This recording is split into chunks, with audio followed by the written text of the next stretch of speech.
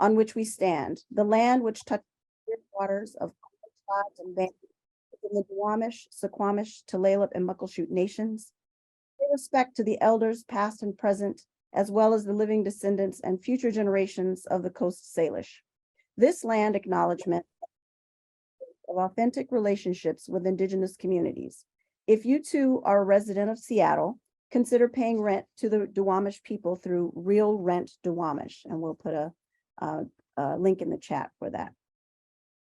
Throughout the read-in, the student volunteers, for whom I'm very grateful, will be taking screenshots on the UW and on the websites and on social media. If you do not want your name or picture to be present in those materials, please turn off your camera and leave it off. That way nothing will show up there. It gives me great pleasure to welcome all of you for the annual Native American Read-In. We borrowed this idea from the National Council of Teachers of English's African American Read-In, knowing that Native American creators need to be celebrated just as much as African American creators do. The wonderful thing about read-ins is that they can be as small as you have the energy and resources to plan. If you're a community member who would like to host a read-in of your all of the trades selected as a result of planning these celebrations, and really would like to highlight BIPOC artists in or from your. We deliberately scheduled this event in April, not November, to emphasize that Native American heritage, history, literature need to be celebrated 12 months of the year, not just in November. I also want to mention that this event, like the first one, is a student-driven project.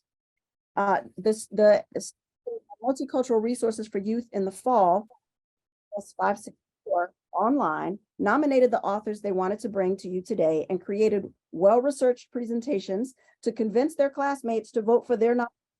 I invited the creators of the shows. Also wrote grants, some of which were successful and are helping to fund this event. This is a real audience writing, and I want to give a shout out hands. All of the students, including doctoral student Sabrina Carnesi, who had a hand in the planning and implementation of this event. I especially want to thank MLIS student Nina Karagunas, who has project managed every detail of this program with efficiency, grace, and a can-do attitude. I've asked her now if she can organize my life because she's really good at it. I'd also like to thank all of the sponsors: UW Center for American Indian and Indigenous Studies, the Office of Minority Affairs and Diversity, Samuel E. Kelly Center, Cultural Center, Humanities Washington, Community Foundation, Learner Publishing, ALA Edition, Highwater Press, and the 103 individuals have supported through the crowdfunding. Still accepting. We haven't yet $1,000 goal. That today is my birthday. If you're feeling generous, $7 gift of my candles this year from the 37 of you would be awesome and help us meet our goal. Earlier this week, 274 people had registered for this event. If everyone who registered gave $7, we could also meet our goal. 100% of which goes to pay speaker fees and honoraria for those you will hear today, as well as for support. So please consider a donation of whatever amount you can. I would like to introduce Dean Day. Has Dean yet? Let's see. Okay. Well, I'd like to introduce Monique Law, the Chief Operating Officer of the nonprofit Read-a-Rama. Everyone, I'd like to extend a warm Read-a-Rama welcome to all attendees, artists, and especially to the children who have logged on to hear from these creators. Since 2009, Read-a-Rama has been offering camps that use children's books as a springboard for all program activities. We seek to let more literature at a time, and we have always designed programming around the works of BIPOC authors. We invite families with children to check out our children's programs in the Seattle area. If you're an adult and are having Camp Read-a-Rama in your community, We are now offering trainings regularly, both in person and online, for those who want to make a positive difference in children's literacy in your community. Doc Martin is especially interested in partnering with curriculum based entirely on books and Indigenous creators. If you are interested in programs and training, visit our newly designed website at read-a-rama.org to learn more.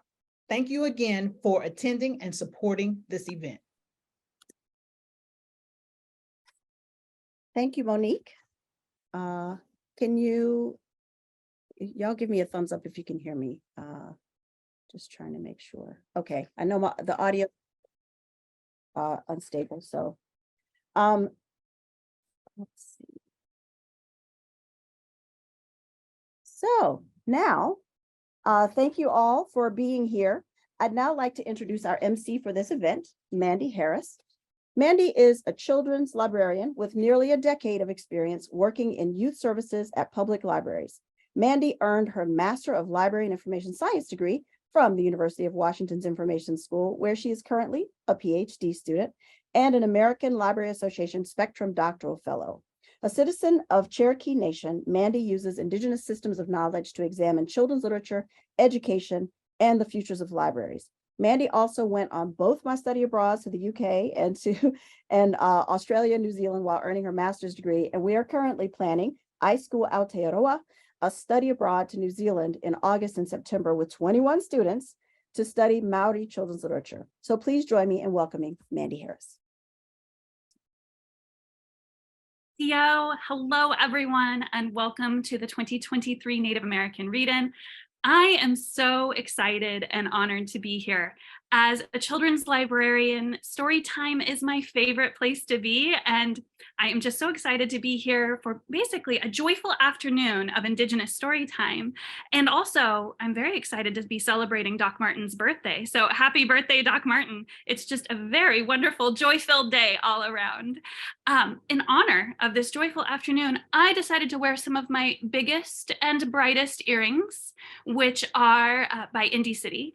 And my scarf is John Isaiah Pepion for 8th generation.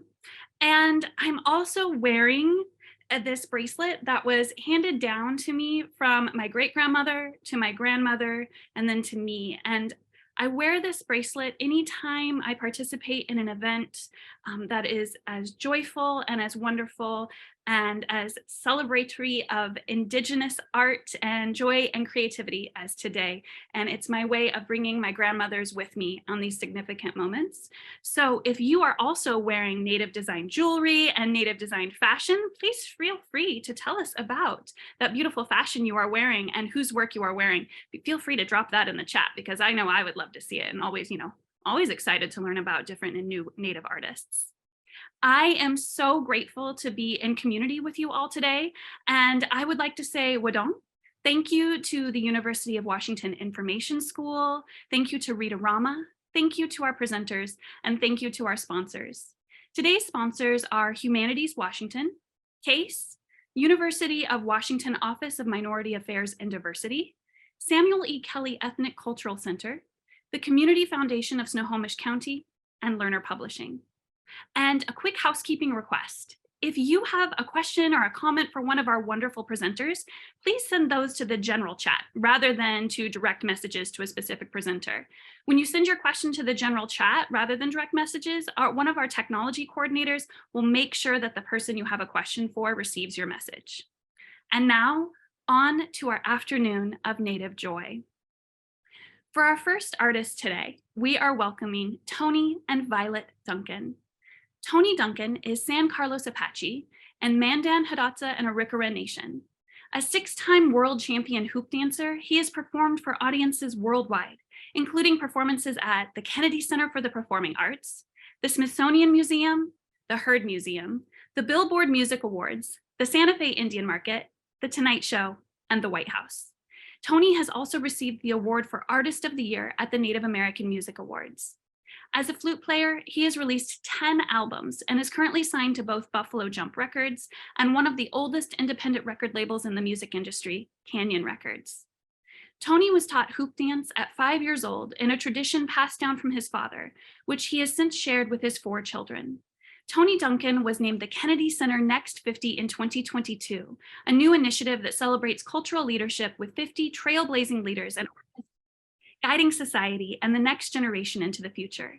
Tony Duncan was also the recipient of the prestigious Dance USA Fellowship, and this past year has collaborated with Marvel, Vogue Magazine, Facebook. Violet Duncan, James Cree and Taino from Kahiwan Cree Nation. She has authored 3 award-winning children's books, I Am Native, When We Dance, and Let's Hoop Dance. Violet says she took it upon herself to write these works after becoming a mother of 4 and seeing the need for Native representation in literature. She has toured nationally and internationally as an author, educator, dancer, and storyteller. Violet also facilitates workshops to promote spiritual wellness and cultural education across the United States, Canada, and Europe. She has recently joined the family of Penguin Random House, congratulations, with 3 new children's books and 1 YA book coming out soon. That's so exciting. I cannot wait to read those. Some of Violet's accomplishments include holding the Miss Indian World title and representing all Indigenous people of North America. Violet was featured in the 2013 music video Big Hoops by Nelly Furtado as the Native American fancy dancer, alongside Tony, who was one of the hoop dancers in the video and toured with the artist. Welcome, Tony and Violet.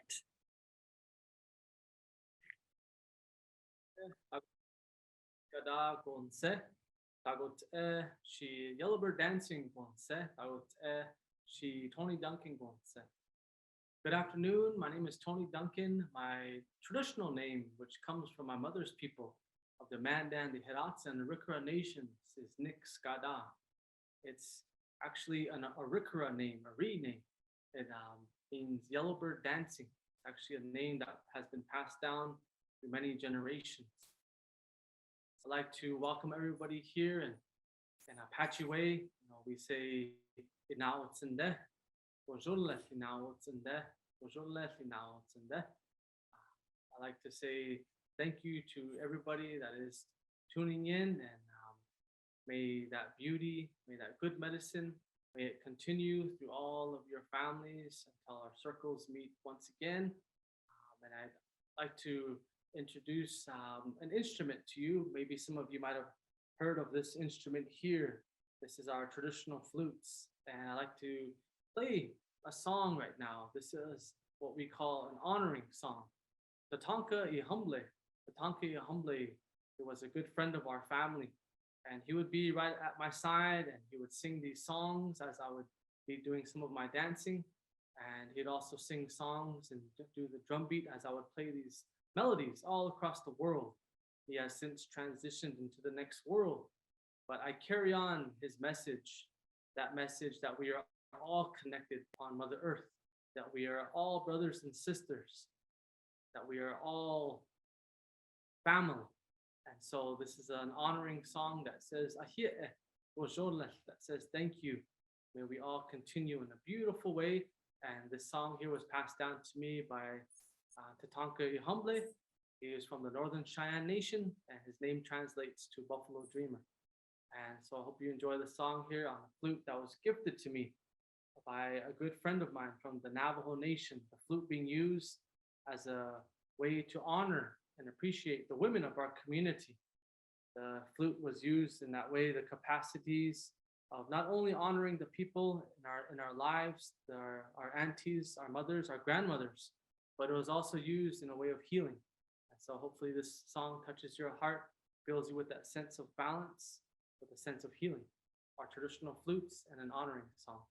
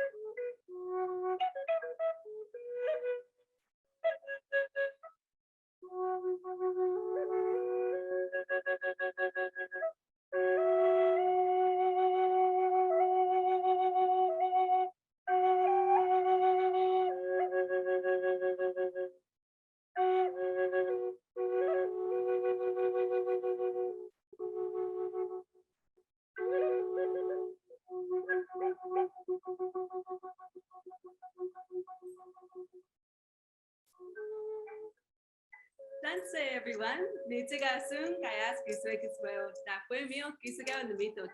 My name is Violet Duncan. I am Plains Cree and Taino Nations, and I'd like to share with you a couple of pages from my very first book that I wrote. And I have to say that there's a little bit of good news happening with this book. As it was the very first one that I self-published, Penguin Random House was like, let me check it out. And I humbly gave it to them, and they're like, you know what, we want to do this one. So this is like 10 years in the making, and we are going to the next level with this. So who knows if the words will be changed in the future. So you'll get like the old version, the original version. But this is a couple of pages from my very first self-published book, When We Dance. Little Leaf grasped at her mother's finger. Her proud mother spoke softly to her baby. My little leaf, life is a dance that we share together.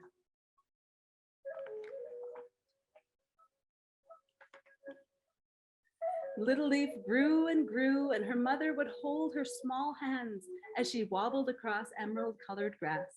As she took her very first steps in the dance of life, her mother said, when we dance for everyone and everything. And Little Leaf smiled and danced her first steps as light pink flowers tickled her bare toes. I'd like to have all of my children, but first my eldest, the one who is on the cover of this book, who inspired me beginning my journey with reading. This is my eldest, Manaya Duncan. Danse, Doa, Penitsigasun, Espetus Sueces. My name is Manaya Duncan. I'm 13 years old. My Cree name is Fire Woman. Hey guys, my name is Naishi. I'm 11 years old, and my Cree name is Sini Oasis Stone Child. Hi everybody, my name is Thomas Duncan. I'm 10 years old and I'm in 4th grade, and my Cree name is Esprot Aquasis. It means Thunderbird Child. Hi, my name is Victoria, and I'm in 1st grade, and my name is a rainbow child, and Oh, well, how old are you today? today's my birthday, and I'm turning 7 years old. Yay, happy birthday!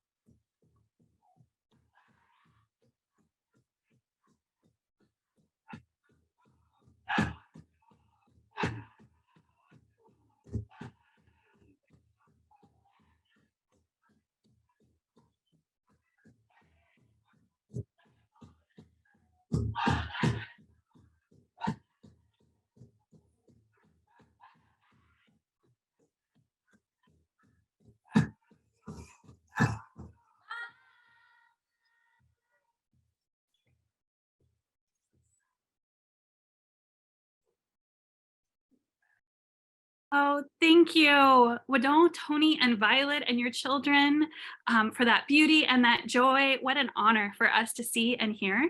And also another birthday. Thank you for celebrating your birthday with us. What a special, special day. Oh, I'm so excited to be here. Next, we will see each of our authors today give brief readings from their works. Don't worry, you'll be able to spend much more time with these artists later in the program in our breakout rooms, but for now, we're going to enjoy some quick highlights of their work. And first, we will welcome Angeline Bully. Angeline is Sault Ste. Marie tribe of Chippewa Indians, Bear Clan from Sugar Island. She is a young adult author, and I think I keep overusing the word excited. I am so excited to welcome her today. Welcome, Angeline. Oh, bonjour, Anine. Good to see everybody. Can I just get a thumbs up if you can hear me and if I'm cutting out at all? Okay, all right. Don't mind my little sidekick over here, Pietro.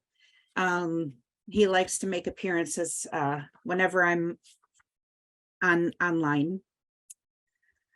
Okay, I'm going to read a little bit from Warrior Girl Unearthed, which is my new book coming out May 2nd, and I have pitched it as Indigenous Lara Croft, but except the main character is 16 years old, and instead of raiding tombs, she is raiding private collections and museums to retrieve stolen ancestors. And sacred items and return them to Sault Ste. Marie. Of course, none of her heists go the way she planned. Okay.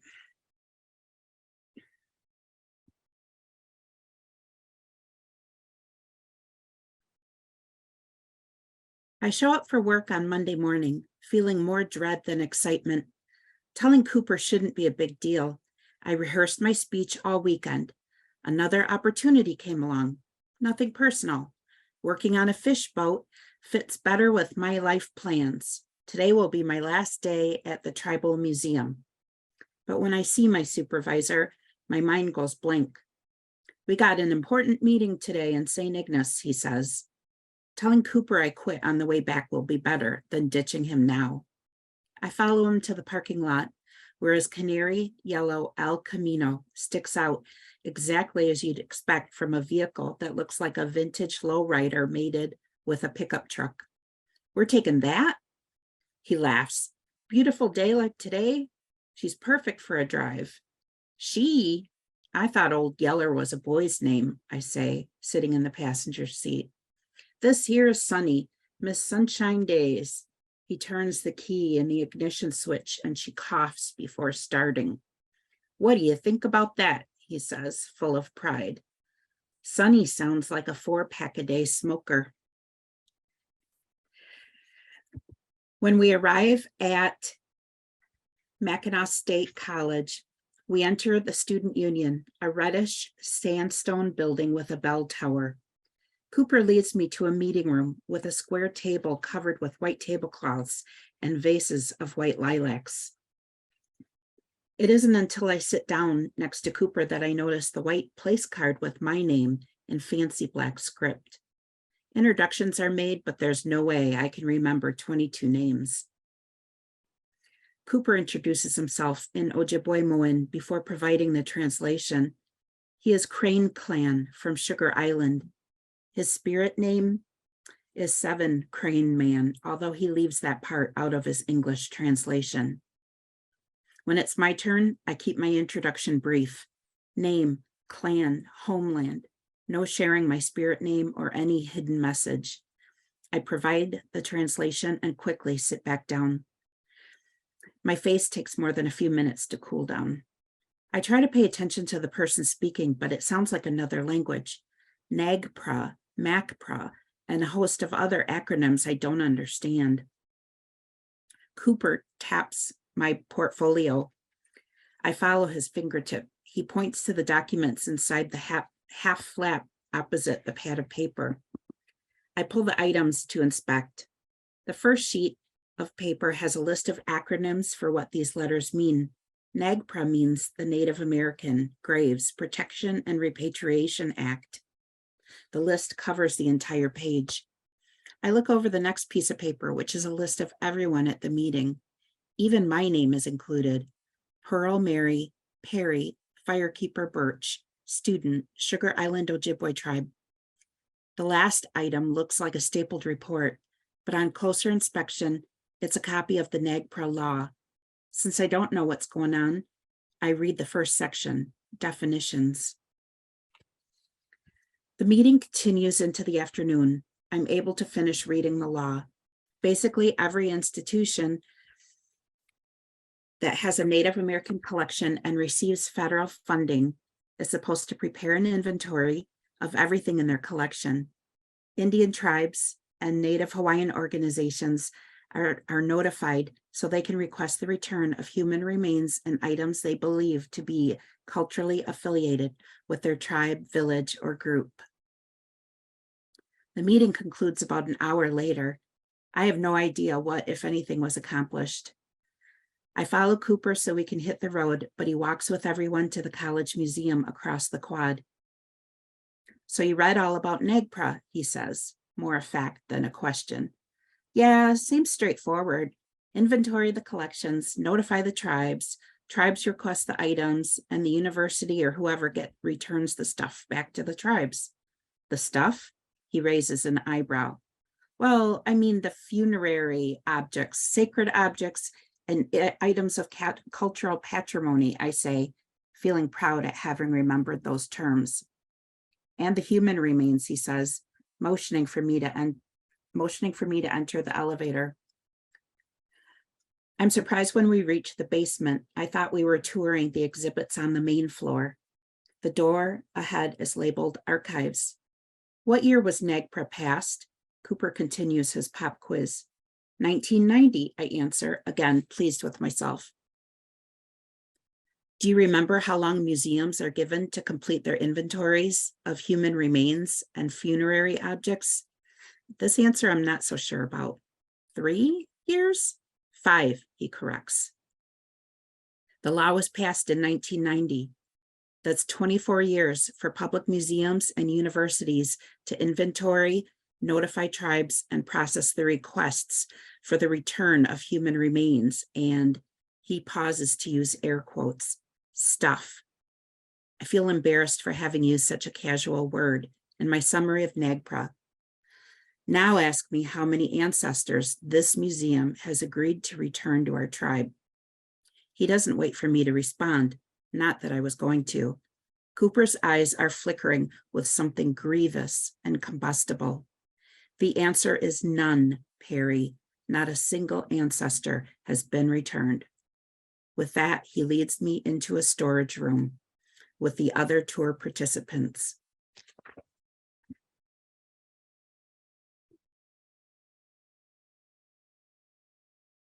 Widow Angeline, thank you so much for sharing that excerpt. I can't wait to read that book. I'm very, very excited to read about the Indigenous Lara Croft. And so next, please help me welcome Muskogee Nation author Cynthia Lytick-Smith, who will be also sharing an excerpt and a reading for us today. Mado, my friends, thank you. Hinsche Estongo, hello, I hope you are doing well. I should start off by saying that the earrings are by Mandy Hope, who is Cherokee. Today, I will be reading from Ancestor Approved, Intertribal Stories for Kids. This is a middle grade collection of short stories and poetry by Indigenous voices and features such gorgeous cover art by none other than Nicole Neidhart, who is Navajo and with us today. So here's just a taste of the story that I contributed, although I am also the editor of the anthology. I should mention, since it's my bookmark, that this book, among other honors, received a Junior Library Guild Gold Seal of Approval. Between the Lines by Cynthia Lytick-Smith. Electric colors and pulsating song beckoned from inside the high school. Near the busy entrance, Mel leaned against a pillar, clutching a worn paperback novel. Wind felt chilly, her stomach hollow. She glanced toward the video shoot in the lawn where her mom was still still talking about her time in the Coast Guard. The boy on the other side of the doors, the one seated across the wall on the concrete walk, was he using his phone to take a picture of her? Why? She wasn't dressed in regalia or doing anything interesting. Hey, you, stop that. The boy, Ray, froze at the warning in her voice. In the parking lot, he noticed her arriving with her mom, who was being interviewed along with his grandpa Half Moon for a documentary on Native veterans. Earlier that afternoon, Ray had been wandering around the powwow, sketching and using his hand-me-down cell phone to take reference photos for future sketches. He'd come outside to get some fresh air. The way Mel had gripped her book, it caught his eye. "Don't you have somewhere to be?" she asked him. He opened his mouth and closed it again. He felt embarrassed, unsure what to say. Right then, a couple of elder ladies approaching the entrance stopped in their tracks. "You all right?" asked the elder in long beaded earrings and a long denim coat. "Yeah," Mel pointed in the general direction of the chute. My mom's over there." The other elder was sporting a Detroit Pistons jacket and a fuzzy blue scarf. "Looks like they'll be busy a while." She gestured to invite Mel inside. "You'd best come along. The weather's all over the place this week. We had sleet." "More like rain," her companion replied. "No, it was sleet and a twister too." "It was not a twister, Priscilla." "Was so. I told you I heard about it on the radio." Mel liked them right off. And she was tired of waiting by herself outside. With a friendly grin, Priscilla added, "This sourpuss is my sister, Laurel. We drove in earlier this week to visit our niece. She's a student in the architecture school at the college." Nodding, Mel texted her mom she was heading back into the powwow. Mel was about to introduce herself when Laurel asked, "Where are your people from?" Meanwhile, Ray had tucked his phone into his clear backpack and gathered up his colored pencils and sketchbook. The girl was already gone. What a mess that had been. Maybe he should have asked her permission first before taking the photo. He definitely should have. He'd even thought about it, but Ray had a bit of a shy streak.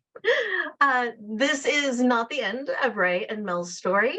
They conclude their getting to know each other, which does end on a higher note in Between the Lines as part of Ancestor Approved, and they will reunite in my middle grade novel in progress. That said, today in the breakout session, I will be talking about my latest book.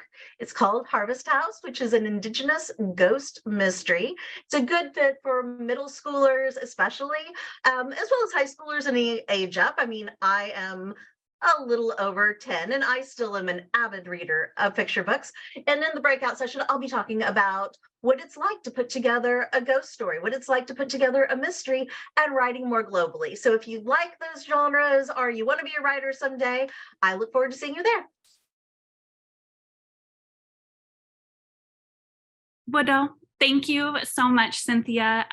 It's so exciting for me to hear authors read from books that I have read myself and have handed to so many kids in the library. It's such a thrill. And those earrings were fantastic. Thank you for sharing the earrings as well. Our next author is Tasha Spillett.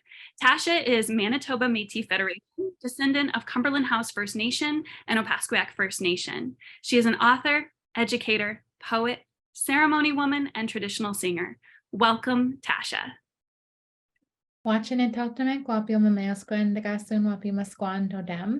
It's lovely to be here with you this afternoon, and I know that today's session is heavily populated and supported by graduate students.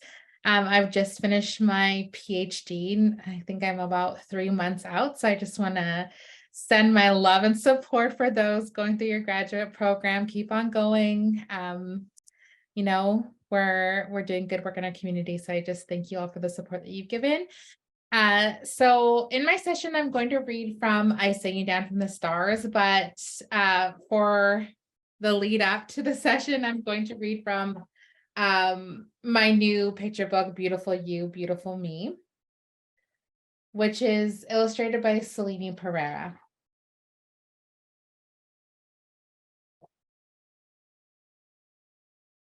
Get cozy here. Izzy loves her mama's hugs.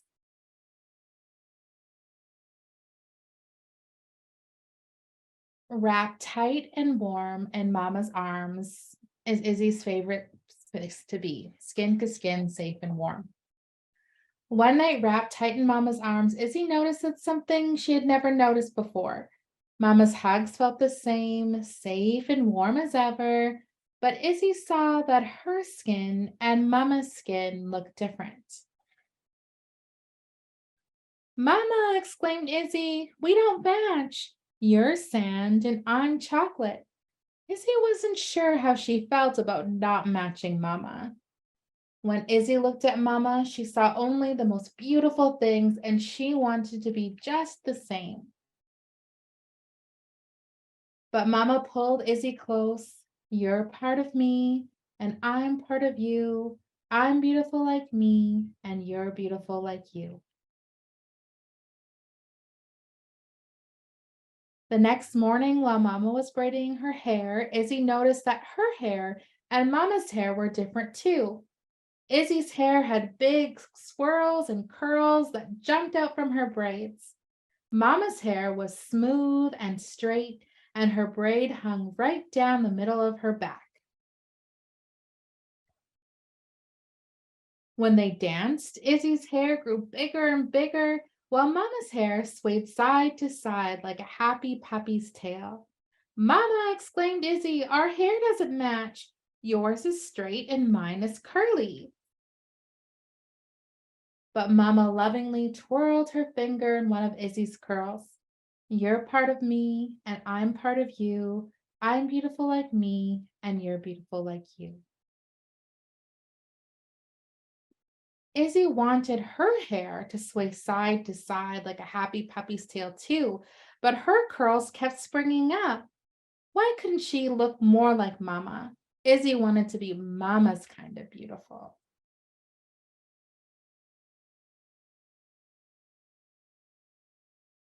That afternoon, Mama took Izzy for a walk. They saw Mama Duck teaching her ducklings to swim. They saw Mama Cat cleaning her kittens. They saw Mama Bird feeding her nestlings. Mama, exclaimed Izzy, not all mamas and babies match, but they all belong to one another, added Mama. There's a few more pages, but I look forward to seeing you all in this breakout session and I hope we can connect there. Well, thank you, Tasha, for sharing that beautiful, exquisite book with us. It was such an honor to hear you read. I've used your picture books in so many of my story times, so just an absolute thrill for me today to hear you read that book. And finally, we're going to feature our last artist before the breakout session. We are going to welcome illustrator and artist Nicole Neidhart. Nicole is Danette of Kia'ani Clan, so please help me welcome Nicole. Good day, everybody. Nicole Neidhart Yanashia, Kia'ani Nishle, Bilagana Bashachin do Sinajeni Dashache, do Bilagana Dashanala. I'm really excited to be with you today. I'm going to be doing a reading from the first picture book that I ever illustrated. It's called When We Are Kind, written by Monique Grace Smith and illustrated by myself. And I have a little digital copy here on my screen that I'll be reading from. Okay, so, and as you can see, I'll just make a note. This is the Navajo translation of the book, which was really exciting that Orca Book Publishers did. But I'll just be reading the English for today. So, when we are kind. Okay. I am kind when I help my family. I am kind when I share with my friends. I am kind when I take my dog for an extra long walk. I am kind when I help my neighbor. I am kind when I bring food to my elders. I am kind when I only take from the earth what I need. I am kind when I take care of myself and get a good night's sleep. I feel joy when my family and I are kind. I feel happy when my friend is kind to me. I feel comforted when my cat is kind to me. I feel loved when my elders are kind to me. I feel grateful when the earth is kind to me. I feel respectful when I am kind to myself. When we are kind, we remember we are all related. Yeah, thank you. Well, thank you so much for sharing When We Are Kind. That's another one that I have used in Storytime. It's one of my Storytime favorites. And thank you for sharing a copy that also includes your language. Our languages are so powerful, and it's so important to be able to see those reflected back in books and in literature. So thank you for that. We will now move into our breakout rooms featuring each of the authors and illustrators we just heard from. The breakout rooms will last for 30 minutes. You can stay in one breakout room for the whole half an hour, or you can enjoy presentations in more than one room and travel between rooms. You can choose which breakout rooms you would like to enter. Each breakout room is labeled with the author's name along with a suggested participant age range. If you have any questions or need assistance, please ask. And you should see the options for breakout rooms begin to pop up on your screen. So enjoy the presentations from our featured creators today.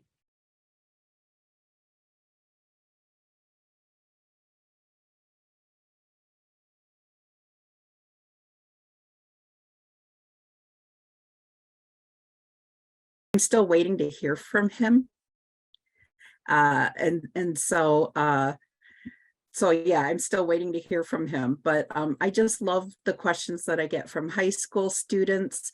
Typically, it's like we have to establish if everyone has read the book, then we can be very spoilery.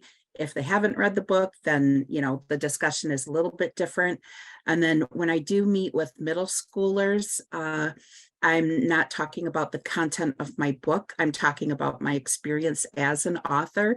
And I always crack up because the middle school students typically want to know what kind of car I drive, if I like Lizzo, and what was the last concert that I saw.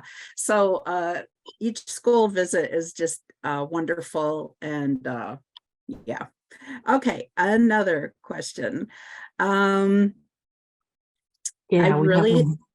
Yeah, we have one from Frank. And if anybody wants to ask questions, you can go ahead and put one in the chat or raise your hand. Feel free. So yeah, we have the one from Frank that will. Sure. So Frank says that he liked the premise of the book. And how long would I like to see this developing? Are there other arcs that I'd like to explore? So yeah, Firekeeper's Daughter was just this big buildup idea at 18. I didn't start writing until I was 44. And then it took 10 years of writing and revising to write a draft that I felt was strong enough to be published. And so it was this really long buildup, but it was like 37 years. But once I did have that, a pretty decent draft, I had an agent within 2 weeks, and my book went out on submission, and 2 weeks later we had a 12 bidder auction, and I sold the North American publishing rights for over $1 million. And 2 weeks after the book auction, I optioned the film rights to the Obamas for the Netflix series. And so, yeah, it just took off. I am working on book 3. So if you'll note that Firekeeper's Daughter involves the element of fire. Warrior Girl Unearthed involves the element of earth. And so it shouldn't be too much of a surprise that I do have ideas for books 3 and 4. And so hopefully we'll be able to make some announcements soon about those.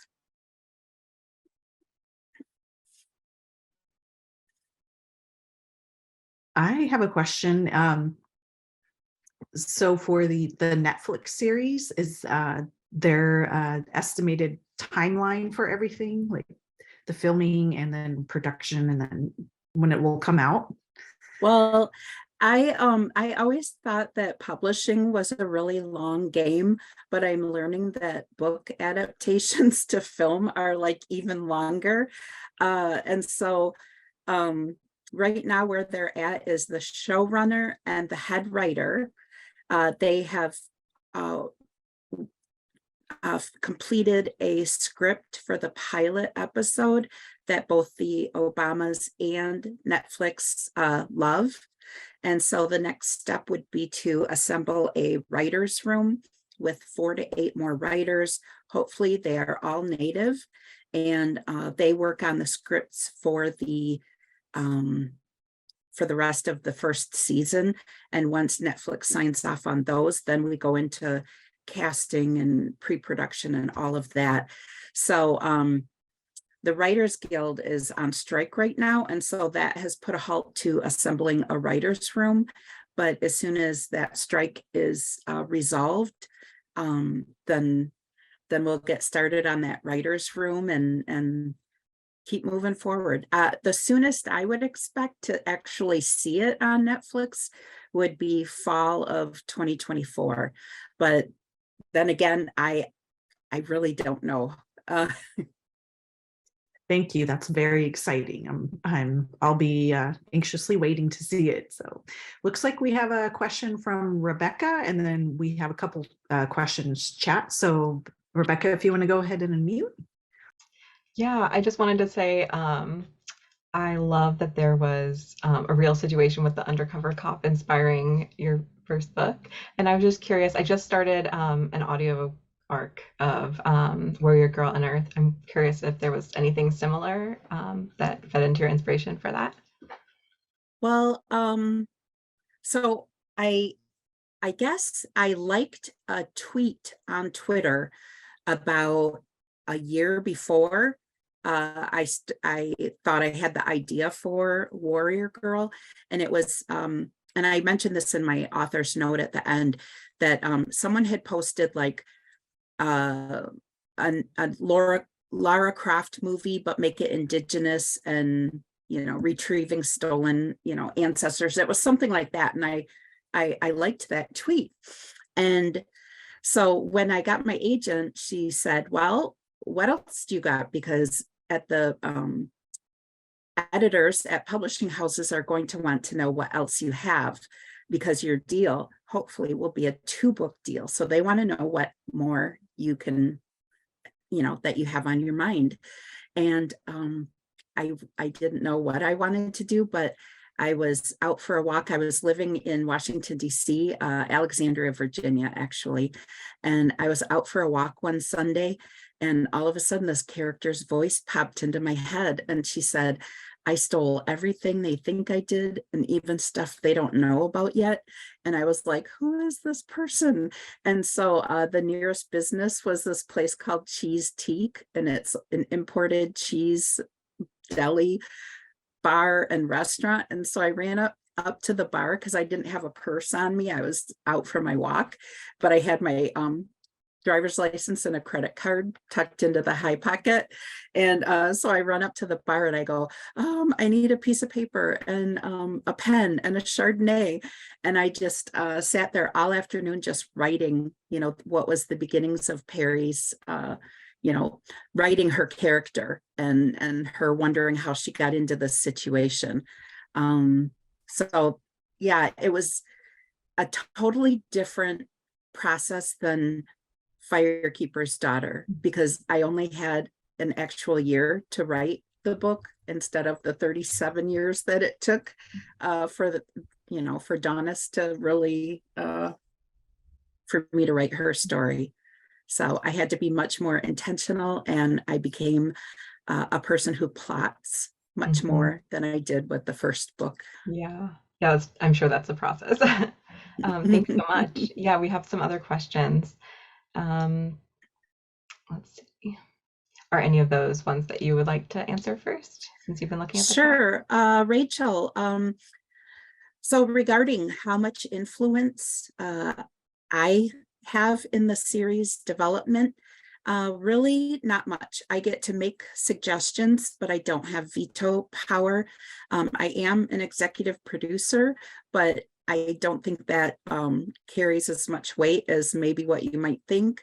You really give up a lot of rights when you sell the adaptation rights. And so you have to trust who you're doing business with, because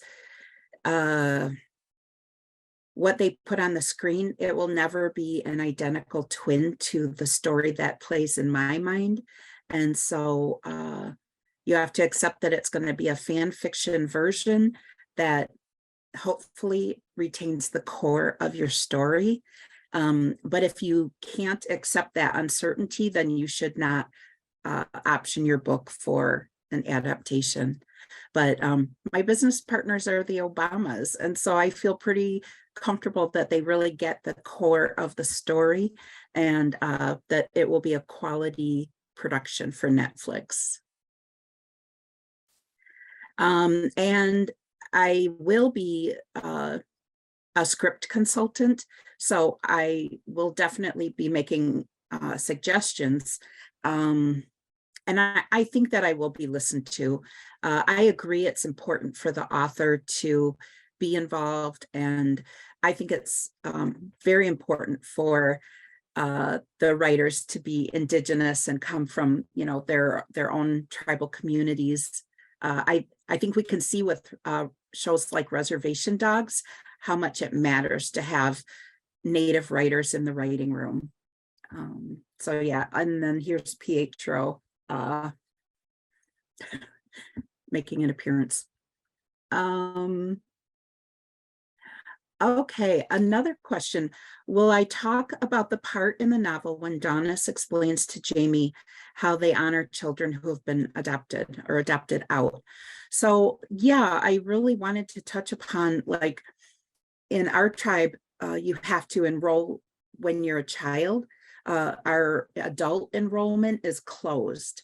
And the only exception to that is people who have been adopted out and are just now, you know, wanting to claim their enrollment and be a citizen of our Ojibwe Nation. And I really liked the, you know, I think, you know, each adoptee's experience is so different. But I just wanted to honor that and let you know, through Donna's talking about Jamie's, you know, about Jamie, just that, you know, we know that there are those children out there. We know that they're now a lot of them are adults now. And I hope that my book helps people find their way back to community. And yeah, that's, I really wanted to give that hope to people. And so I think Donis is just pivotal in Jamie's sense of self.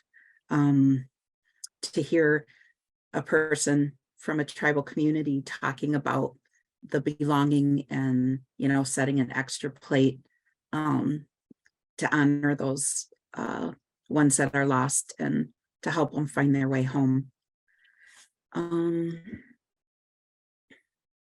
Anyone have a question that they wanted to ask themselves? Looks like there's a question from Frank Miranda. Outside of your work, what other literary or literary related work would you like to see more of? I definitely want to see more Indigenous authors getting excellent book deals, film adaptations. I think that we've always had great storytellers. We just weren't the ones getting the book deals.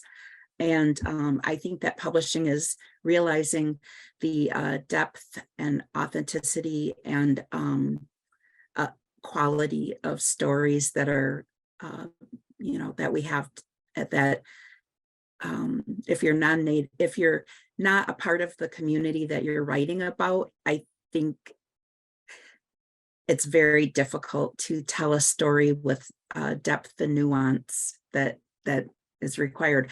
I love my community, and I'm also really frustrated by my community at times. And so I think knowing how to do a delicate balance of telling truthful stories, which aren't always pretty, but also loving your community and wanting to share the good things and not just pile on the trauma, because we're more than our trauma. We have so much joy and community and humor, and those are the beautiful things that I wanted to make sure readers knew about, while they also learn about issues like missing and murdered Indigenous people and justice, the lack of justice on reservations. Thank you. It looks like we have one question that we may have skipped over. Michelle asks, will you be a technical advisor for the Netflix series? And she says, I think it's important for the author to be involved so that it maintains the integrity of the story and representation. I'll be a script consultant, so I kind of think that is that technical advisor role. I'm just so hoping that we get some excellent Native writers, screenwriters involved. So. And is that, are there many of them out there? I kind of assume no, but I don't want to make assumptions. So I'm just wondering. No, there's some excellent, excellent ones out there. Right. I just found out that Cherie Dimeline, she wrote my favorite book of all time, The Marrow Thieves. I love her writing, and she she's been doing some screenwriting, and one of her books is being adapted for screen. And so she gets to be a screenwriter for her book adaptation. And so just knowing about, there are authors that also do screenwriting. And then there's a series on the CW network, I think it was, or CN, it was called Trickster, based on the book series by Eden Robinson. And it was a wonderful series, and they did one season. And then there was an issue with the person who was like the showrunner, who had previously had built a reputation based on an Indigenous identity, that it turned out that that wasn't the case. And that series got canceled, not because of the quality of the scripts, the actors, or, the ratings. It was because of this controversy. And so I have talked with the team at Higher Ground and let them know how important it is. It's not necessarily what community you claim. It's for Indigenous people, it's what community claims you.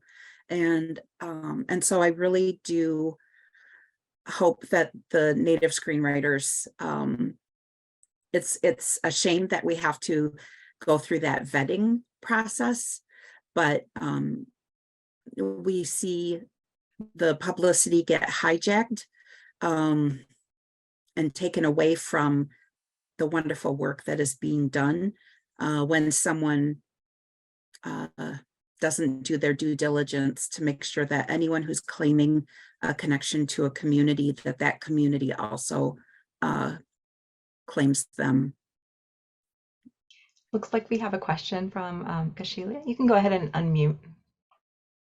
Hi, Angelina. I saw you at the North Texas Teen Book Festival back in March, and you were on the panel with Nick Stone. And I was just wondering if you had any plans of maybe doing something with other writers of color or other women, like a collection or something like that. Yes, thank you. That is a great question. I have a character in a collaborative novel that's coming out this summer. It's called House Party. It's edited by Justin A. Reynolds, and it's, I think, 10 young adult authors and we each got to pick one high school clique and one young adult trope, and had to write a character, and then all the stories had to be connected through this epic house party. And so I picked the theater kid as my high school clique, and then the trope was torn between two lovers. And so my story is Romeo's and Juliet, and so I'm really excited about that. And then I also have a short story that I'm working on for an anthology that Cynthia Leidick-Smith is doing. And so yeah, I'm doing a little bit of that. So yeah. And the book is House Party. I'll put it in the thing. And it's edited by Justin A. Reynolds. Okay.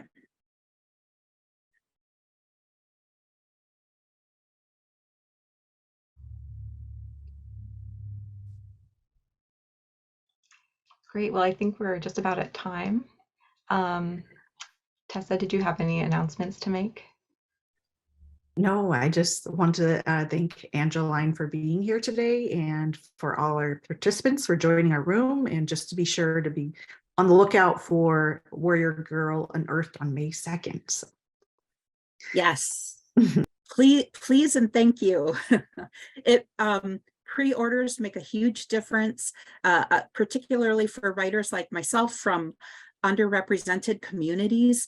Publishing needs to know that publishing is a business, and they need to know that our books are marketable. So pre-order, read it, rate it, recommend it. Yeah.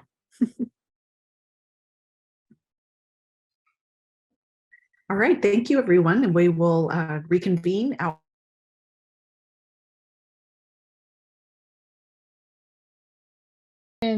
Indigenous, my husband's Indigenous language, the word for strawberry, you can see on the screen, there's some images of strawberries here, is odamen, which means heartberry, and the medicinal property of strawberry leaves is used for heart health. And what does a strawberry look like? What organ does a strawberry look like? A heart. And so it's this brilliance that our people have carried forward for millennia, that and has sustained us for millennia, that can continue to sustain us. And for those graduate students, really works against the epistemicide, the purposeful killing of knowledge that we know that our people have survived. Another example is winter counts, used by the Lakota Blackfoot people to record significant points of time in their collective history and memory. And I share all this because voice is so important. Who is telling the story is important. So you'll recognize this character on the screen. And I like to share this juxtaposition of images when I'm working with teachers, especially when talking about voice and what kind of stories they're bringing into their classrooms, and why it's so important to be intentional and cautious and careful that they're bringing in text into their classrooms that are written by the most appropriate person to tell the story, that they're written by the people who are the experts in their own experiences. And so I just grabbed these two images online a few years back when I was preparing kind of a talk for teachers. And so on the purple side is a slide that was taken, that a teacher posted from work that they had done in the classroom. So it shows the figure, and it says Christopher Columbus was born in Italy in 1451. He was a great explorer and a sailor. He traveled a lot. As a result of his many voyages, he discovered many new places. When Christopher Columbus was 13 years old, he went to sea. He found journeys very exciting, and soon became an expert sailor. If that's what you're learning, and that's a story, like the voice that you're being told, then hey, Christopher Columbus, not a bad guy, is the kind of the deduction you could make. But we know that for Indigenous people specifically, we have like a different understanding of how that history played out. I'm aware that there might be younger folks on the call, so I'm just gonna not read the next slide, just because of the language content, but not good things. We know that Christopher Columbus is known for, really severely hurting people. So let's get back to my own writing. When I was thinking about when I was, kind of stumbled upon being an author, really, a published author, really. The publishing house here in Winnipeg, Highwater Press, like came to me and they said, Tasha, we really want you to, we really want to publish something of yours. So you can write whatever you want. I thought, okay, well, what am I going to write? And I knew I was teaching at that time in a grade 7-8 classroom, inner city, mostly Indigenous families. And I thought, I want to write something that can move along the children and families that I'm serving in the time that they're in. And I want to write a story like, I can't write anyone else's story. All I can write is my story. So I started to write about young Indigenous, urban Indigenous experience, specifically an urban Indigenous experience. And I wanted to write not about just the bad things, the scary things, because I think that sometimes we can fall into that trap is just focusing on the hardships. I wanted to talk about, yes, the hard things, but also really laying breadcrumbs for young people to follow so that they know that the hard things that we might experience in our families and our communities, like in the characters in Surviving the City, they contend with murdered and missing Indigenous women and girls and Two-Spirit people, poverty, and really some hard and heartbreaking things.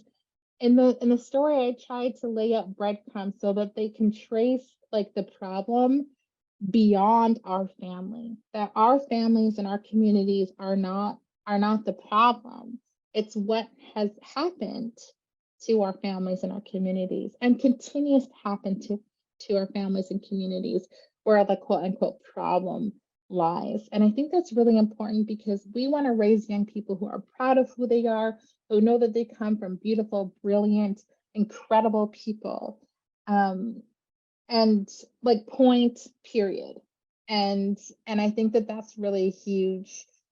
As something for like young people when they're reading the Surviving City series, is they're always like, well, who are like, what's that about? Like all the spirit kind of people. And then I'm not sure if I don't have an image of it, but the kind of the menacing or like the bad guy figures in the series.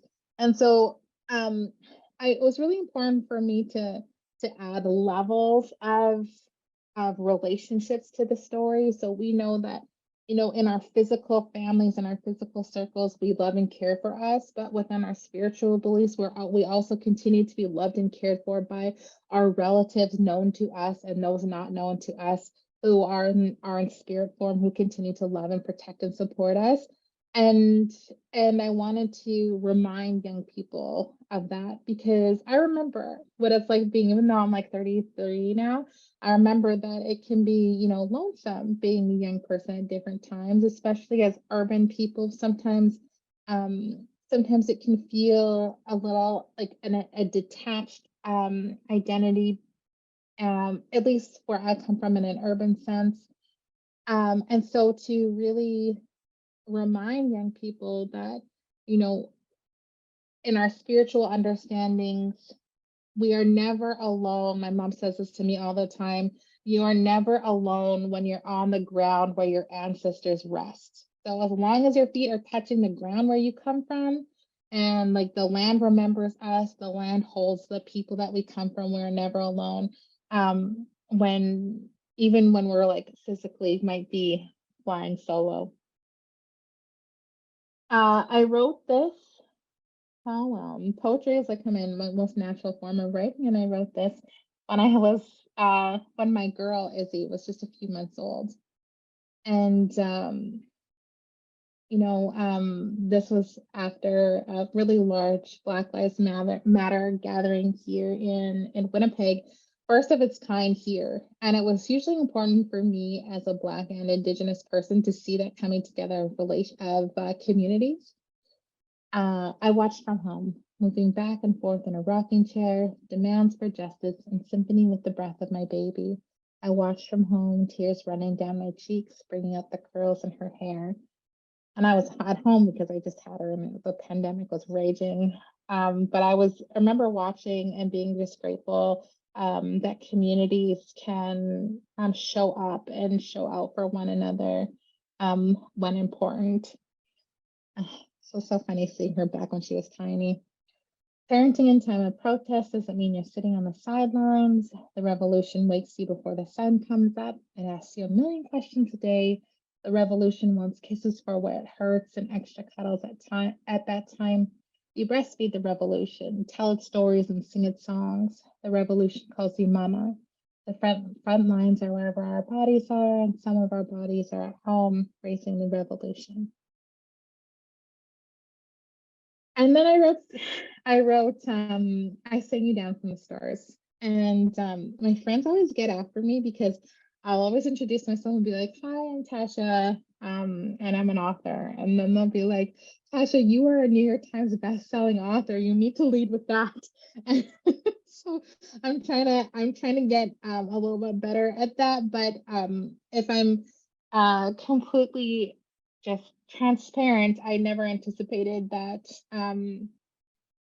that I would have a New York Times best-selling experience. I'm just gonna pop off screen sharing and then pop back on screen sharing and read I Sing You Down from the Stars in not so of an awkward way when I read the other book. So I actually have a PDF for this one. So I Sing You Down from the Stars, illustrated by Michaela Gold. If you have never, I'm sure you all have heard of Michaela Gold at this point, but if you haven't, Michaela Gold is just a phenomenal illustrator, artist, and now author in her own right. You can find her work all over, but she's just, I always feel like it was and continues to be a dream come true to have worked with her. I wrote this story when I was awaiting the arrival of my daughter. I loved you before I met you. Before I held you in my arms, I sang you down from the stars. As I searched for your eyes in the sky, I saw a shooting star. I followed it to a fluffy white eagle plume. I held on to it, the first gift in a bundle that will be yours. Summer was fading into fall on the day I found out that you had chosen to make my body your first home. Together we went together, cedar and sage, medicines that will keep our spirits strong through the winter. When you are old enough, I will teach you how to use them. Into your bundle they go. As the north wind blew, you grew bigger and stronger. Waiting for you taught me about patience and love. With care in my hands, I sewed you your first star blanket. With each stitch, I whispered a prayer for you and thought about wrapping you up, warm and safe, just like you are now in my belly. Into your bundle it goes. As the ice began to melt, we visited the river. When our people travel the waterways, the song of the rushing rapids calls us home. I picked up a small stone for you so that you always remember you belong to this place. Into your bundle it goes. You arrived in the spring with the waters that come when the ice breaks and the rivers flow again. For the first time after our long wait, I looked down at you and found stars in your eyes. Our hearts danced together.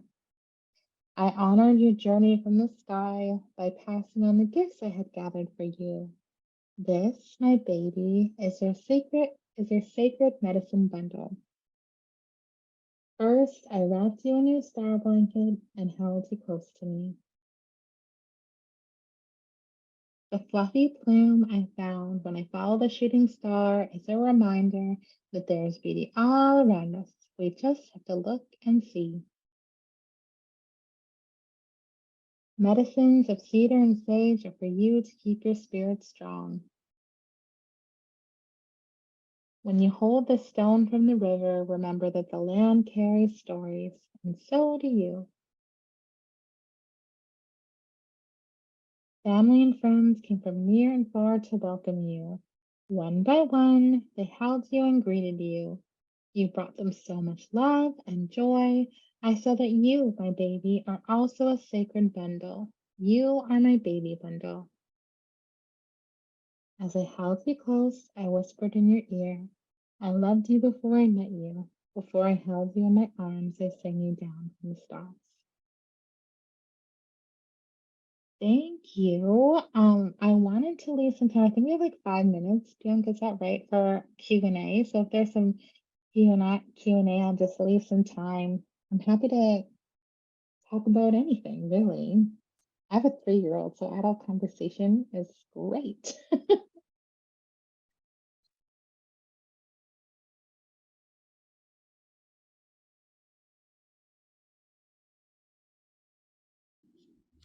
I'll go first. I have a question. So you mentioned that poetry is sort of like the expression that comes most natural to you. How do you find that poetry influences your other writings and your other works? So it's interesting because I find like I have to really try hard not to write in what people identify as poetry. And so even in my dissertation, I just gave up because or my committee was like, you know what, just write how you want to write. And so I started writing segments of it are poetry because it's just it's just how it flows through me. And so and then when I get reviews back, the most common word commonly is adjective in my writing is lyrical. I'm always like lyrical, lyrical, lyrical. And so I think that I just go with it now. I don't know how to not write in ways that are, to me, it doesn't always sound like poetry, but other people like that's how other people kind of are in relationship with. They identify it as poetry. So I'm not really it has a huge influence and I just learned to kind of really, you know, when they say stand on your words, later in like life now, I don't try to change it in any way. I just feel, you know, this is how I write, this is how I communicate. And so I just kind of let it flow in the way that it flows.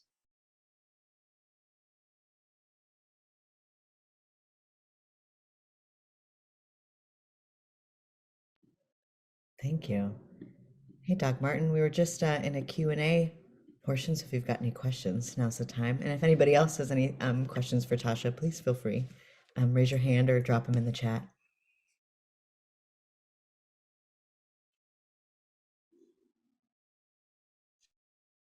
Tasha, Oh, sorry, go ahead, Dr. no, go. No, I was just gonna say Q&A. So I always remember being a teacher and really awkwardly staring at my students who were like, are there any questions? Yeah, my question sort of relates to I've been you know, doing some work with authors, scholars who, you know, sometimes feel, particularly those who are biracial or multiracial, that sometimes, you know, for particular things, you're not, you know, Black enough or, you know, Native enough or this enough or whatnot. Have you found that, and I apologize if anybody's asked a question similar to this, but have you found that conflict as you are, you know, sort of publishing in these different realms, whether that question comes up?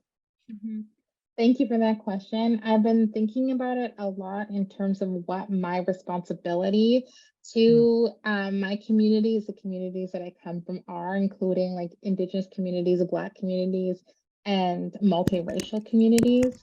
And so I was raised within an Indigenous context and didn't have very much support or influence from Black communities growing up. So it's just something that I'm exploring now as an older person. And it might be interesting to others because I present as Black, but here in Prairie, Manitoba, the communities, the Black communities were not large in the time that I grew up in the 80s and 90s. So it's something that I'm now seeking out. But actually, when it really came to a head was in for me, in terms of my responsibility as an author, as a, Black and Indigenous author, was in a Q&A 2 years ago, and I think with some young people who must have been between, grade 7 and grade 9. And one of the questions came up, well, do you have any specific Afro-Indigenous characters in your books? And at that point, I did not no characters that could be physically recognized or that identified within their, their dialogue. And so getting that feedback from younger people in my community that they wanted that. And then in my writing, I always talk about how, I like to write what I didn't have, and I like to write what, the world that I would want my daughter to have relationship with. From that, getting that feedback from a young person, like, really held me to account. And so it has, made me be very conscious about the characters that I create, and honoring the different pieces of me and being very specific. So, and then next, that's why I wrote Beautiful You, Beautiful Me. Because I got to work. Because I got to work with a few like really interesting Cree knowledge holders who were advisors on this project. And we kind of collaborated on creating like Tiger Lily's outfit and look to kind of make sure that we weren't creating something super stereotypical, So that's a fun project. It's something I navigate a lot in my work, is really thinking about representation. Like, what am I showing people? Like, what images am I giving them of like Indigenous peoples or communities? It's a huge responsibility, and I take it very seriously. And an example of that as well is these other two covers that I illustrated. And they're for books that are actually coming out this year, so keep an eye out for them. Mascot by Tracy Sorrell and Charles Waters is coming out on September 5th of this year. And then No Place Like Home by James Bird is coming out on August 8th. So it's they're both like really excellent books that really talk about, especially in Mascot, like ideas of representation. And we start thinking about like all of these, social instances and conflicts that have been, coming up because of the mascots that different sports teams use, and how when they use those kinds of mascots can be quite, racist. So it's interesting as well, like as an illustrator creating a book about this, the cover of this book, it's like, I need to talk about that and like the violence of that stereotype, but I don't want to just draw something where it's just that stereotype again, because that like feeds into it more. So being really intentional with like what you present in your artwork and what you hold back and how you share the work and how you depict the communities, it's something that is really kind of front of line in everything I do with my artwork, just because you want to be respectful. And James Bird's book is also really amazing. It's about an unhoused family and this young boy who finds this puppy, and this family is living out of their car and they're on this journey to find a home.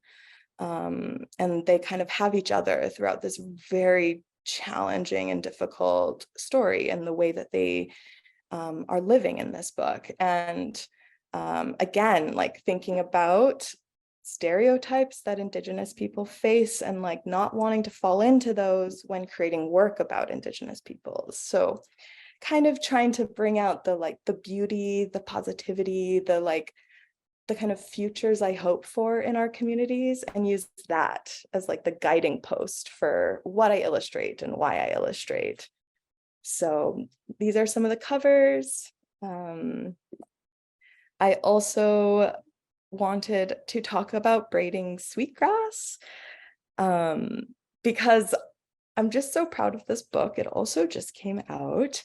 The original Braiding Sweetgrass was written by Robin Wall Kimmerer, And this adaptation is for young adults or for those who might be young at heart. And it was adapted by Monique Grace Smith. And I did all the illustrations for every single chapter of this book. So, and as you can see on the right-hand side of the screen, that's one of the illustrations that is in the book. And I just wanted to talk about this book a little bit because it felt like a really special project for the art. It was a really collaborative project where I got to work with Monique, and we actually went through the adaptation as she was like writing it and editing it. And we talked about like the core teachings and images that were in the original book, and how could I bring those out into a drawing? How can I transform ideas that you just think in your head like into an actual drawing and communicate those ideas through the artwork? So that was kind of the process, is like, how do I like kind of transform all of these teachings into artwork for this book? And the story of this illustration here is that it's when Robin Wall Kimmerer, the author, it's the story of when she saw asters and goldenrod, which is a type of flower. Asters is a type of flower and goldenrod is a type of flower. And they're illustrated here. And it's when she saw them for the first time over her mother's shoulder as a baby, and how the colors were so vibrant, because these dark petals here, you can see they're actually purple in color. And then the goldenrod, which is this creamier flower, is actually like golden or yellow. So it's like really vibrant yellows and purples when these flowers are together. And so she talks about how that was the inspiration for her becoming a botanist. So like, it's such a precious, special moment. And so creating an illustration that shows like the wonder, but also the love that comes from that as well, because the composition is kind of like a heart, if you can see that. And like I said before, I love putting in little details in my illustrations, almost like they're Easter eggs. So if you look really closely, you can see I also have little illustrations of bees that are flying around the flowers. And those bees are actually native pollinators to North America. And I had to research bee pollinators to make sure I was drawing them accurately as well. So I like to put little details like that when I'm working. And I also just wanted to share, this is one of the spreads or the 2 pages in the book. Me and Monique had this really fun idea to create almost like a graphic novel kind of portion of the book in order to tell the creation story of Sky Woman Falling. So if you just getting the book. So if you have the book, you can like flip to the page, and it's the story of Sky Woman. And it's a way that like the original author, Robin Wall Kimmerer, actually like introduces the original book. So we wanted to bring it into the young adult version and create like an illustrated story as a way to engage young people in this story in a different way, where they're not just reading it on a paper but they actually get to like engage with the visuals, maybe feel more of like the emotions of what this story really was like, you know? So I was really lucky to illustrate this story. I say I feel lucky because it is a creation story, and it's not my community's creation story. So again, when you're an artist and you're drawing for people who aren't from your family or your community, you have to think really hard about like, am I illustrating this in a good way? Am I representing them in an accurate way? And then having a lot of like support, if you can, by the people from those communities. So this is just a really neat way that we open the book in a bit of a graphic novel format in the book. And I kind of wanted to show that because it's kind of unique, I think, in like in a predominantly text-based book, to have like a graphic novel opener to the story. So I just wanted to show some of those illustrations. And as you might have noticed, all of these are in black and white. And that's because to print a book of this size, it's really thick. Like, you have so much paper, so you can't do color printing for all of the images. So what we did is we did them all in black and white. And it was pretty fun to work in black and white as well. It was kind of a new challenge for me too. And I just wanted to show this. I'm not going to read through it, but this is another piece from Braiding Sweetgrass. It's called the Haudenosaunee Thanksgiving Address. And I wanted to show it because it's another example of having to like bring together text and imagery to kind of create a holistic message or like story. And this is a piece that a lot of educators have been really interested in having in their classrooms, because the Thanksgiving address at its core is, if you don't know what it is, it's like a prayer, or like it's an act of gratitude, and it's a practice of gratitude. So it's how we say thank you to the world around us for everything that it gives us, because it is Mother Earth who supports our very life. And so this is kind of supposed to show the bounty of that and the beauty of that.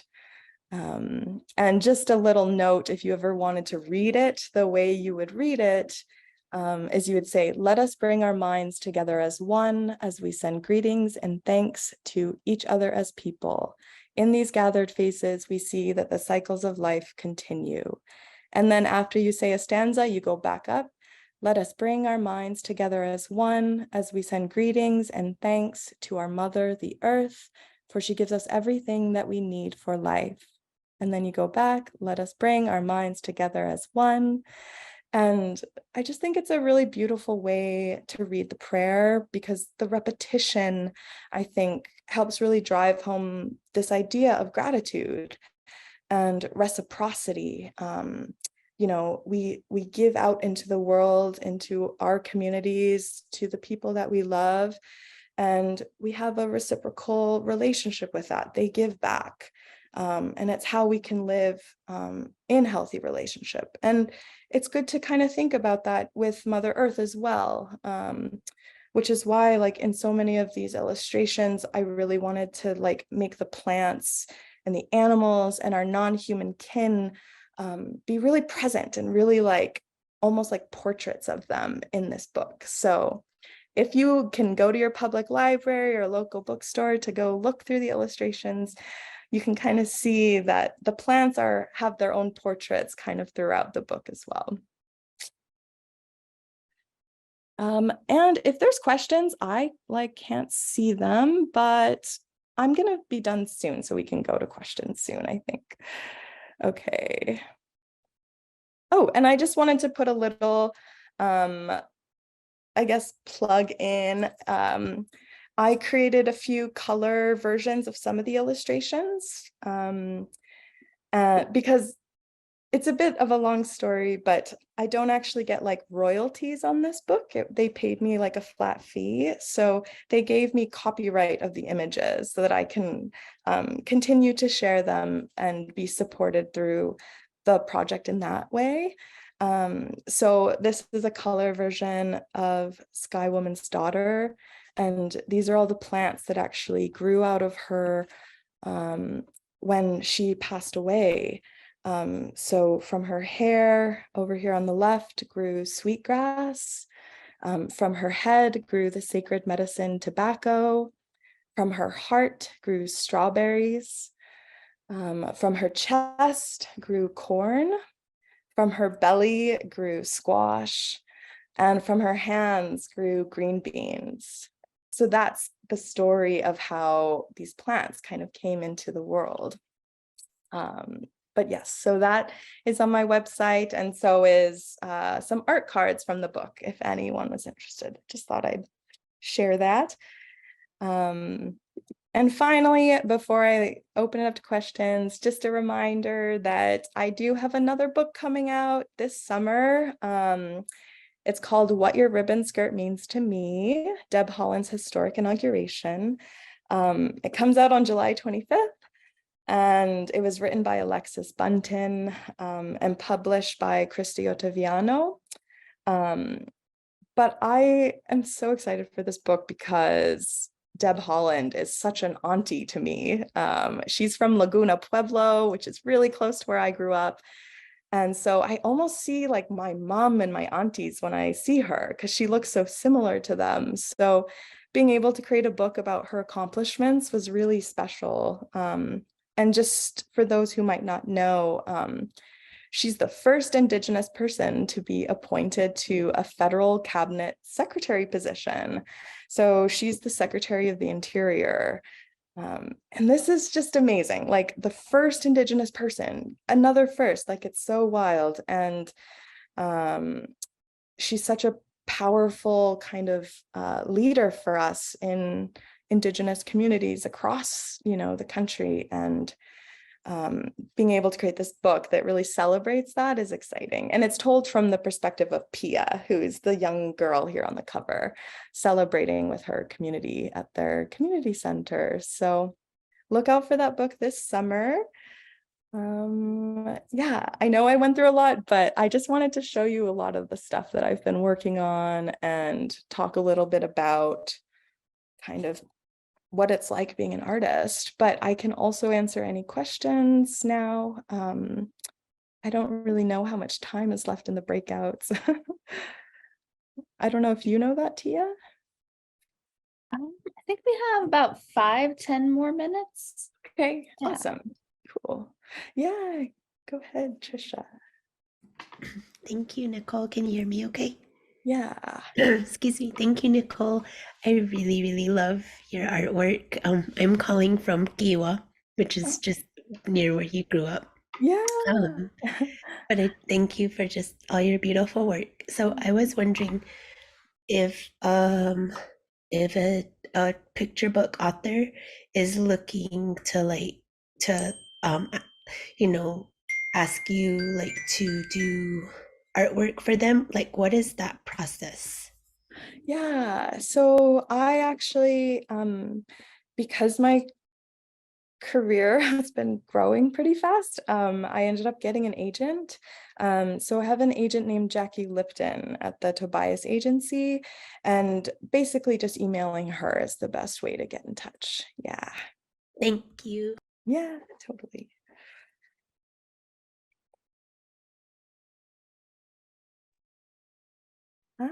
Hi. Calliope has a question. How long does it take you to make some of the pictures you make? Oh my gosh. Sometimes it takes like so long, like almost like I think the longest one in a picture book probably took me almost 25 hours for one drawing. Can you imagine? Of just straight drawing. It's so wild. Yeah. So they can take quite a while. I like to put a lot of detail in my work. Yeah. Are you an artist? Yeah, I like making books a lot of times. Yeah. I like drawing the pictures most of the time. I don't really make words. I mostly just draw the pictures. Mama, That's the part I like doing too. I'm an artist too. Yeah, she likes drawing because I draw. What's your favorite thing to draw? My favorite thing is to usually draw, your sister. She can tell us. What do you like to draw, Iris? Draw books. Okay, thank you. I like drawing like when I write books, I just like drawing like people that are in my books and the animals. But when it's just like I'm not even drawing a book, I just draw random stuff. Nice. I love it. That's so awesome. Thank you.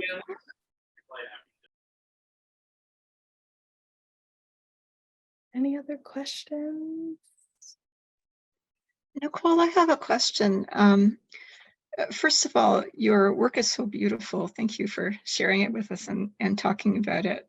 I was wondering, you mentioned that you worked with Cree knowledge keepers to work on the Tiger Lily character. Is that something that was arranged by the publisher, or were these people you got in touch with yourself? How did that work? Yeah, so for I have the book here too. It's actually a funny story if you want the true story from me.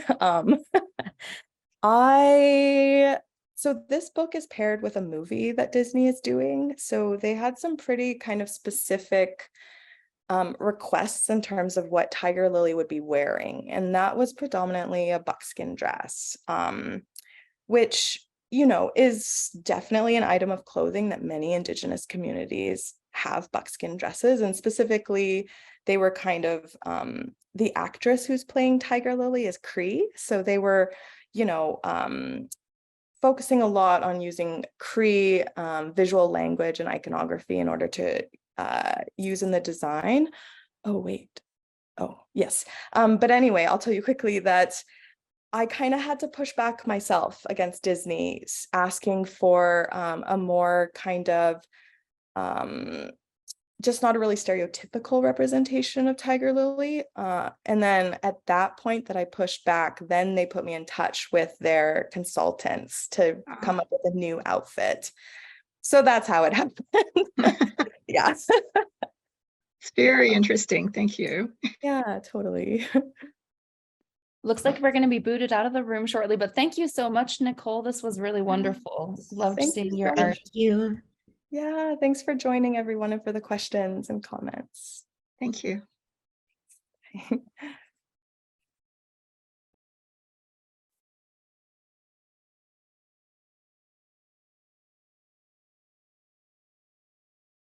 just reading. Welcome back, everyone. I know I had a wonderful time in the breakout rooms, and I hope you all did as well.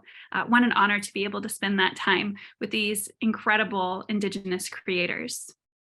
Please welcome Dr. Cheryl Matoyer to close out our program today.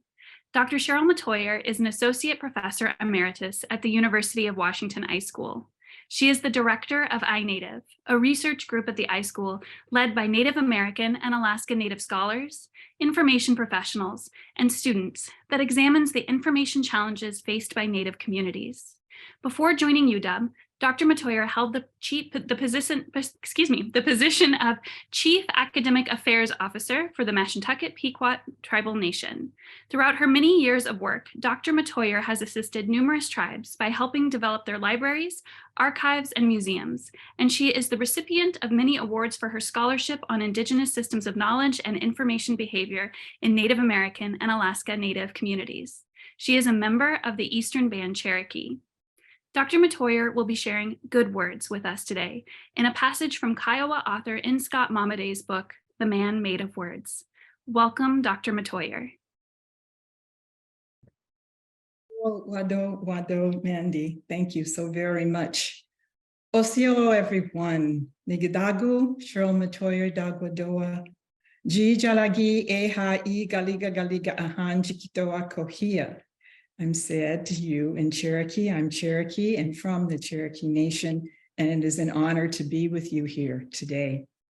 You know, these days I have been reading about the power of words, metaphors, stories, and naming behavior and imagination, and how far we've come in terms of creating our own Native literary heritage and doing it in our own words with our own illustrations. It's quite a legacy that's being built here.